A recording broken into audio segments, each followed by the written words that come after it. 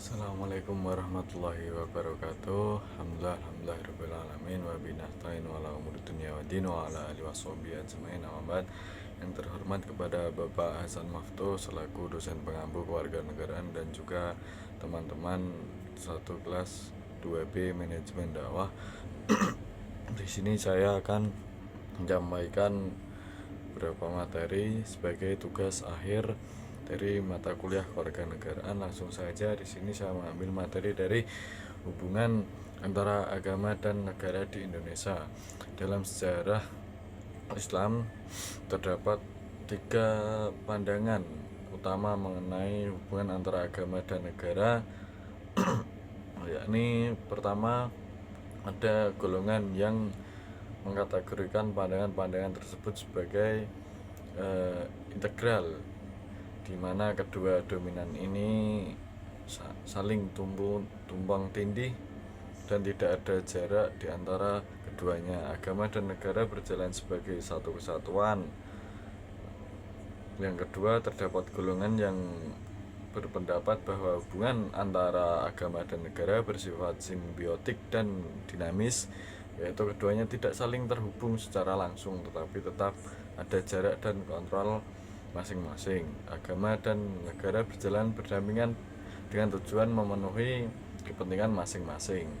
Yang ketiga, ada golongan yang berpendapat bahwa agama dan negara adalah dua hal yang terpisah tanpa hubungan apapun. Golongan ini menolak adanya dasar agama dalam negara atau pengintegrasian norma-norma agama ke dalam sistem hukum negara. Salah satu tokohnya yakni adalah Ali Abdul Razik dalam penelitian yang berjudul Agama dan Politik RR Aflod juga mengatakan bahwa agama tidak memiliki pengaruh agama signifikan terdapat perilaku politik para pemeluknya, bahkan kadang-kadang cenderung bertentangan dengan politik para pemeluknya, bahkan kadang-kadang bertentangan dengan politik, terutama di dunia barat yang lebih mengutamakan sekularisasi.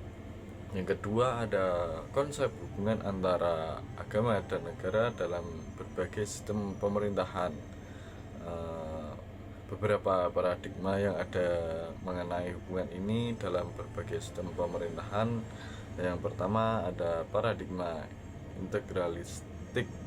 Paradigma ini menganggap bahwa agama dan negara merupakan satu kesatuan yang tidak dapat dipisahkan.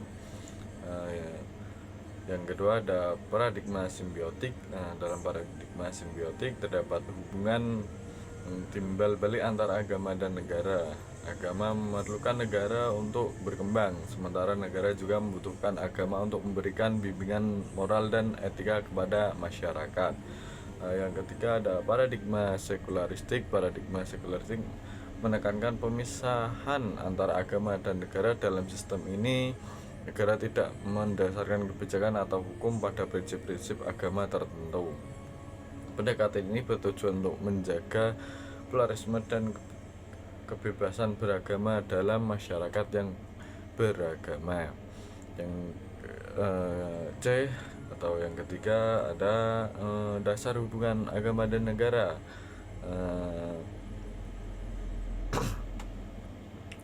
Negara menjamin kebebasan beragama serta perlindungan hukum bagi pemeluk berbagai agama. Yang pertama, dengan adanya kebinekaan dan toleransi. Yang kedua, ada tantangan dalam hubungan agama dan negara, yakni tantangannya adalah politik identitas. Yang selanjutnya ada radikalisme dan ada globalisasi. Dampak dalam kehidupan sosial dan politik antara hubungan agama dan negara adalah kehidupan sosial, yakni toleransi antar umat beragama menjadi kunci dalam menjaga kerukunan. Yang kedua, ada kehidupan politik. Dalam konteks politik, Pancasila sebagai dasar negara memberikan kerangka bagi pengaturan hubungan antara agama dan negara. Agama dan budaya saling terkait erat dalam kehidupan manusia.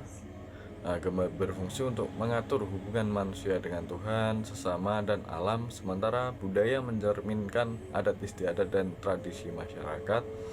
Agama berkembang melalui evolusi dan dipengaruhi oleh kondisi alam dan pengetahuan, seperti yang terjadi dalam Islam yang terus menguasai menyesuaikan diri dengan zaman. Interaksi antara agama dan budaya dan negara dapat menghasilkan sinkretisme, akulturasi, atau adaptasi, di mana agama menyesuaikan diri dengan tradisi lokal untuk lebih diterima, meskipun terkadang terjadi konflik. Keduanya juga dapat saling menguatkan. Dampak terlihat dalam pelestarian budaya, perubahan tradisi, dan eh, terciptanya keharmonisan atau ketegangan sosial.